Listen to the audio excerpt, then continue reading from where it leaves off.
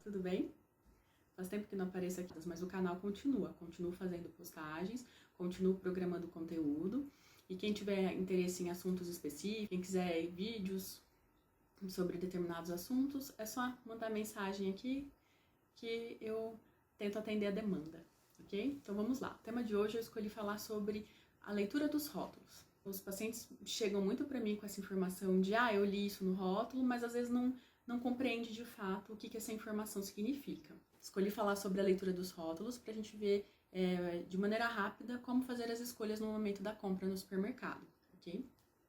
Então, o rótulo dos alimentos nada mais é do que uma tabela com informações nutricionais. E aí ele vai ter a frente, né, que geralmente é o nosso chamariz, que é quando você lê que tem escrito 0 gordura trans, sem adição de açúcares e por aí vai. Mas nem sempre aquilo que está escrito na frente, esse chamariz, significa que não existe aquele ingrediente no alimento. Pode existir. O que ele pode não existir é na porção. Eu vou explicar isso mais pra frente. Então, existe uma regulamentação sanitária, tá? As indústrias precisam seguir uma regra para montagem e elaboração dos rótulos e uma padronização da maneira como ele vai aparecer para o consumidor. Então vamos lá para a informação nutricional em si. Então quando você olha atrás no rótulo, a informação nutricional, a tabela nutricional, a primeira coisa que vem escrito é a porção. Então a porção, ela vem escrito numa quantidade média para adultos saudáveis, baseados numa dieta de mais ou menos 2.000 calorias. E é sempre obrigatório que sejam informadas as porções daquele alimento, tá? Tanto em grama, quanto ml, quanto em medidas caseiras. Por exemplo, a fatia de pão. Uma fatia de pão corresponde a mais ou menos uma porção de 30 gramas. Porque algumas vezes, na porção, pode não existir aquela determinada substância, mas no pacote como um todo, aquele ingrediente faz parte. Existe dentro da regulamentação sanitária a maneira de se escrever a informação nutricional. Determinados ingredientes, se eles estiverem numa dose muito baixa por porção, por exemplo, de gorduras trans, se elas tiverem menos de 0,5 gramas por porção, pode se escrever que não tem na porção. É uma regra, né? Então, é uma maneira de enganar, não digo enganar, mas de mostrar para o consumidor que não existe, mas existe numa dose pequena, mas existe. Então, se ao invés de você comer uma porção do pacote, você consumir o pacote inteiro, você vai ter consumido sim, aliás, bastante gordura trans, já que é uma substância que não deve ser consumida. A primeira informação que vem depois da porção são as calorias. Então, quanto daquela porção corresponde em calorias, ou em 100 gramas, quantas calorias tem. Depois vem os carboidratos. E o carboidrato, muitas vezes, pode significar a quantidade de açúcar contida nesse alimento. Depois vem as proteínas. Depois das proteínas, as gorduras totais. Depois das gorduras totais, vem delimitados os tipos de gorduras, dentre elas a gordura saturada, a gordura trans. Depois, na sequência, como regra, vem as fibras e o sódio. Então, esses que eu listei agora são as informações principais que têm que vir listadas na informação nutricional. E alguns rótulos existem outros nutrientes. Então, às vezes, determinado alimento quer ter um chamariz de nutritivo ou algo do tipo. E aí ele vem listado vitamina C, vitamina A, se contém colesterol ou alguma outra substância que a indústria considera importante. E depois disso, vem a lista de ingredientes. E aí aqui é um dado muito importante de se saber.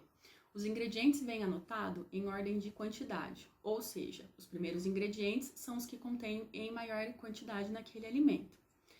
E outro ponto a se pensar é, quanto mais comprida for a lista de ingredientes, pior é o alimento. Significa que mais substâncias foram adicionadas, mais coisa foi misturado para dar aquela consistência, textura e aquela cara que a gente conhece do alimento.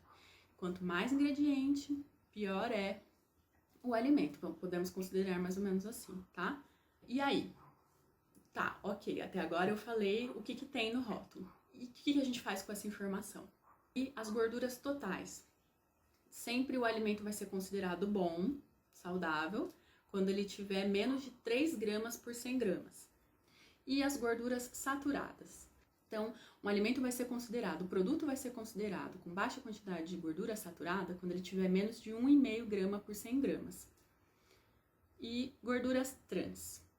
Nos alimentos não deve haver gordura trans. Como nós vamos conferir? Olhando nos ingredientes. Se tiver escrito que tem gordura parcialmente hidrogenada, margarina, óleo vegetal parcialmente hidrogenado, óleo hidrogenado, gordura interesterificada, significa que tem gordura trans. Por mais que lá no rótulo, na informação nutricional, esteja escrito 0 na porção, ok? E aí muitas vezes a gente vai ver que na porção tem escrito 0, mas na quantidade por 100 gramas tem alguma quantidade anotada, tá? E o sódio? Um produto vai ter baixa quantidade de sódio, no máximo 120 miligramas por 100 gramas. E os açúcares?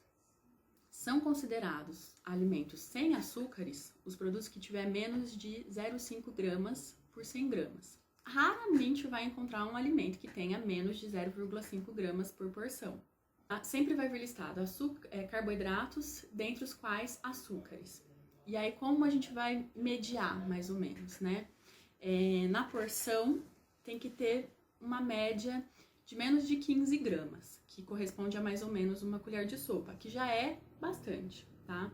Mas dificilmente você vai encontrar menos do que isso. Mas tem alimentos que extrapolam muito mais isso, então passe a usar como base de referência. As fibras.